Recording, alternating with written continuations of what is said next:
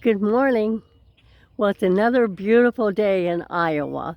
I know some areas are having heavy rains and flooding, just overall miserable temperatures, the heat index into over 100.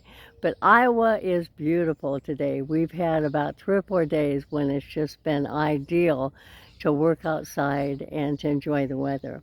Today I'm going to show you my perennial garden, and by far it has the most personality. And every time I come out here, it just makes me smile. So I want to share that with you today. This is part 4 of my garden and flowers. So let's take a look at this. What you're seeing, first of all, is the fence that I managed to get from my neighbor. He was tearing down a privacy fence, and he was just going to put it on the curb. And so I asked him if I could have it. And boy, am I glad I did.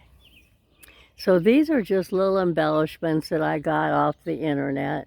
Nothing special, but it does lend a little bit of whimsy to the garden. And as I said, it always makes me smile.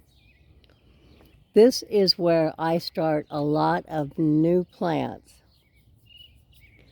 And this again is in a fenced area to try to discourage the rabbits. And every year I will move things around. Some of the things do well, some don't in this environment. But I have lots of color. And I just yesterday put down Preem. And what Preem does, Preem, it keeps any new weeds from coming up. And I am not someone that likes to weed. So these coneheads are super invasive. They get so big and so beautiful that I typically every year have to cut them down a little bit or they would take over the whole garden.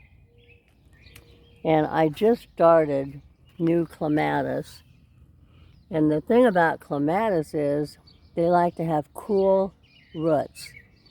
And so I always plant a hosta. There are a couple of just annual plants that I put in for a little additional cover. These I absolutely love. It's not often you find a blue plant, and it's a perennial. Some of these have already had their moment,